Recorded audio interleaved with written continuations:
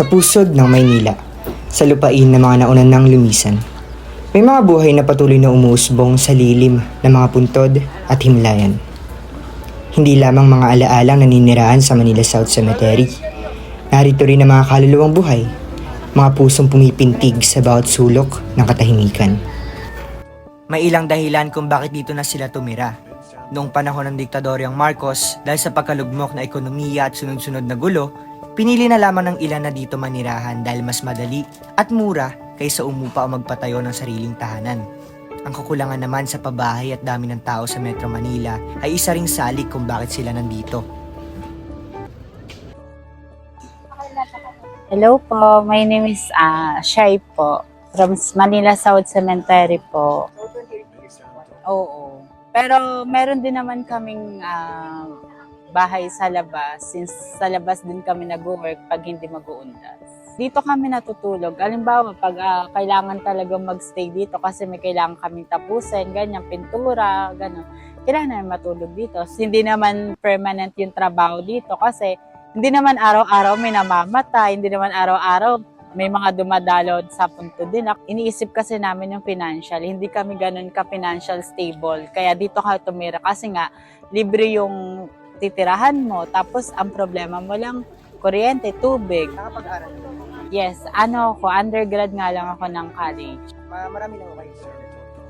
Actually, alis lahat naman kami dito magkakilala. May mga bago. Pero kasi parang, since dito na kami, nakatira talaga, halos lahat ng tao dito magkakilala. Since 1968, nakatira sa loob ng sementeryo, namuhay ng caretaker. Ang Manila South Cemetery ay isang 25 ektaryang sementeryo na naging sa loob ng maraming taon na ngayon, isang informal na silungan para sa mga 200 pamilya na ang pinagkukunan ng kita ay iba-iba mula sa pagbibenta ng mga bulaklak, paglilinis ng mga puntod, paglilibing ng mga patay, at kahit na pagtutulak ng ilegal na droga. 53 anyos na ako rito. So, pinanganak kayo? Oo, dito ako pinanganak. Niluwal ako ng nanay ko doon. Niluwal ako ng nanay ko roon, nakalampin lang. Pinutol yung pusod ko. Hindi. Yung sabi nga nila, sipag at tiyaga, basta gumana ang walis, gagana ang lahat. Ayaw nyo naman pamuhay dito. Ay, naku, Diyos ko po. Kahit hindi na ako lumabas, dito na ako mabubuhay. At dito rin ako mamamatay. At isang van, ang gano'n kalaki yun? Hindi, paikot-ikot ako rito. Naglilibot. Hinahanap ko yung kakapaan ng buhay. Kaysa naman lumabas ako, baka mapapahamak pa ako. Wala mangyari sa buhay ko. Pagbibintangan pa ako. Tumawid ng pader, nagnakaw yun. Hindi. Kawawa naman yung iiwan ko mga anak ko. Kapag-aral naman? Oo! Tapos ako ng graduate eh. Oo, grade 3. Doon, Benitez. Ang lupain na sinasakop ng sementeryo ay dating bahagi ng Hacienda San Pedro de Makati na pag-aari ng pamilya Zobel de Ayala. Ang lupain noon ay nasa ilalim ng lalawigan ng Rizal. Ang South Cemetery ay legal na nakuha sa pamamagitan ng Ordinansa 726 at iba pang mga aksyon na ginawa ayon sa pinasiyahan sa Jacobo Zobel et al. Laban sa lungsod ng Maynila. May pinanggalingan po ba kayo bago po kayo? Meron po. Sa Barangay Olympia. Kasama po ba kayo sa mga subsidy program po ng gobyerno? 4-piece po. 4Ps? Yeah. Paano po kayo kaya nakapunta sa Bocas? Dalawa po kami nag-aaral ng kapatid ko. Kaya napasok po kami sa 4-piece. Saan po kayo nag-aaral? Sa Makati High po. Grade 11. Ano po yung naging reaction nila pag nalaman po nila na dito po kayo ngayon nanunuluyan sa Manila? Tanggap naman po nila. Pero yung iba po hindi ko pa po sinasabi. Ang Manila South Cemetery ay kabilang sa lungsod ng Maynila at bahagi ng distrito ng San Andres. Ito ay isang exclave, isang bahagi ng isang teritoryo ng isang pamahalaan na ganap na napapalibutan ng teritoryo ng ibang pamahalaan. Good afternoon po. Ako po si Henry D., Administrator ng Manila South Cemetery po. Okay. So yun po mga nakatira dito ay sila po karamihan dito yung mga contractors. Sila po yung gumagawa ng nicho, sila po yung naglilibing. No? And over the years, na-avoid din natin sila magdagdag. Yung ibang pumapasok dito na wala namang concern, hindi naman, walang kinalaman sa sementeryo ay pinapalis po natin. Para naman sa mga matira po, mga future. Siguro unti-unti dapat mabawasan natin yung mga nakatira dito. Ako si Christina Pasana, 37 years old. 37 years na rin ako nakatira dito sa Manila South Cemetery. Hindi ko siya makakalimutan yung bagyong Karina. Tapos itong bagyong Christine, hanggang dito lang yung baha. So alsabalutan na naman kami ng mga 10 o'clock ng gabi to 12, ganun. Ganun yung lakas ng ulan niya rito. No? Lahat sira. Gamit namin, lahat basa. Kumusta naman po yung paninirahan niyo po? May mga nagpaparis po po sir. Meron naman, depende sa uupong OIC. Well, siguro first of all, ang akin lang, kasi dun sa mismong puntod namin, meron ding nakatira eh. Lagi silang nandoon sa pwesto namin. Tapos, makikita mo na sometimes nade-destruct yung binild or madumi yung place because may nakatira nga. For me, hindi siya okay. Kasi, yun nga, yun yung nagiging reason kung bakit kailangan namin magbayad at maglinis ng puntod. Just because merong nakatira, merong nagdudumi. Nagsimula ring manirahan ng mga tao na galing probinsya noong Marcos era dahil naniniwala silang mas maraming oportunidad na makukuha kapag lumipat sila sa Kamaynilaan. Ano yung parang nagpapatagal sa inyo dito? Ano yung kinikita niyo sa pang-araw-araw? Paano kayo kumikita dito? Pag namin dito, pag may dalaw, may papapintura po ba kayo? Magkano po ba pintura na kayo? Nga. Sa akin naman, kasi ako sa tagal ko na rito, may grupo ako, mga kontraktor, ganon. Yun, doon ako maasa. Ang pinaka naranasan ko dito, hindi ko nakakalimutan, yung muntik na ako dito mamatay sa sementeryo.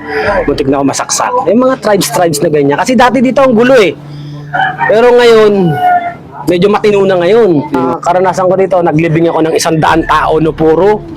Puso, kamay, paa, putol-putol yun. 10 drum yun. Iba-iba ang nakalagay. Iba ang amoy ng patay sa patay na hayop. Mas matindi ang baho ng patay kaysa sa hayop. Ang kasabihan nga din sa sementeryo, kung wala ang patay, walang buhay. Dito naman, minsan mahirap din naman kapag wala kang diskarte. Ganun. Katulad po ng yan, kami, caretaker kami. Yung asawa ko, yan. Nag-aalaga din kami ng mga lechyo.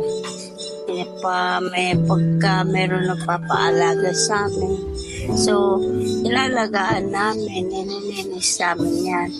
Tapos yun, pagka dumadalaw naman sila, kasi kahit po kung alagin namin, buwan-buwan, may 100, may 200. Ganon. So, ang bayad niya, taon-na. Pagka dumalaw naman sila, nagbibigay din naman sila kahit pa nag-aabot sila. Yun lang po yung inaasahan namin. Nag-aabang ng dalaw. Sakaling magkaroon, kahit yan lang pagkain sa Ano yung nagbunsod sa inyo para tumira dito? Baga, paano po kayo napunta sa alay? napunta rito. Apo. Sa po kasi, kaya ako yung asawa ko, dating dito na siya. Dito na ho siya nakatira? Matagal na, siguro almost, na siya ngayon 55. Mga 40 years na siya rito. So ako, taga Bulacan ako. Kakilala? Ngayon, nagtrabaho naman ako sa kantin, sa Mesa Taana. Ngayon, nagkakilala kami sa kantin, sa pinapasok ko. Kasi dinala niya ako rito, doon kami nakakilala. Mga anak mo? Ayan. So, naging anak ko po dito, 6. Asan po yung iba? Napagkamusta ka? May panganay po ko, nasa Bulacan yung isa. Sumunod, nandito. Pag-alagala niyan.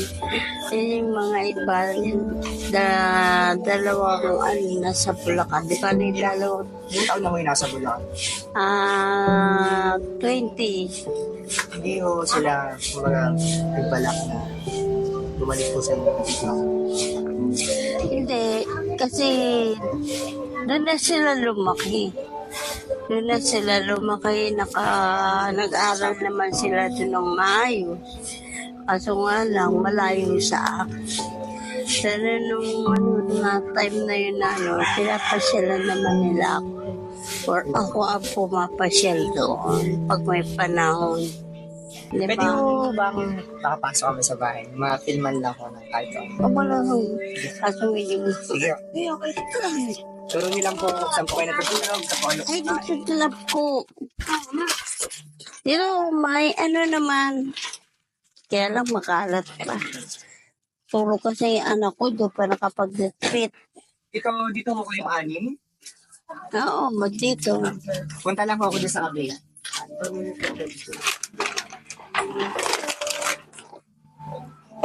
Yan yung bahay. Pwede mo bang pumasok? Oo.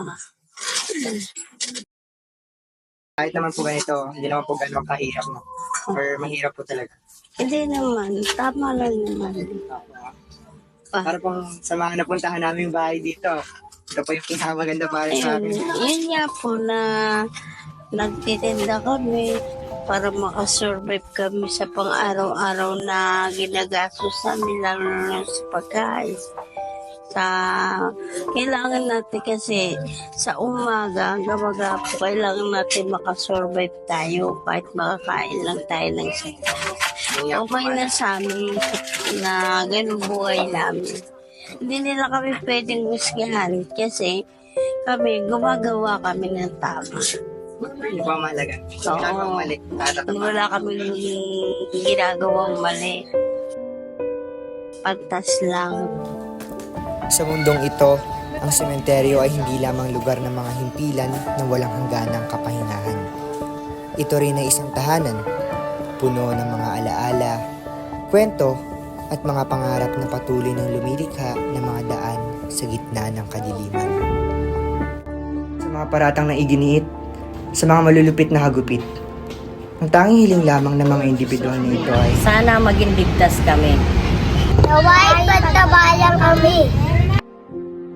God bless our home. May God bless their home.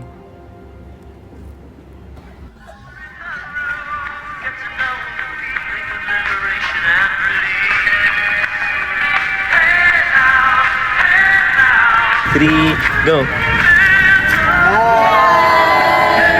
Bye!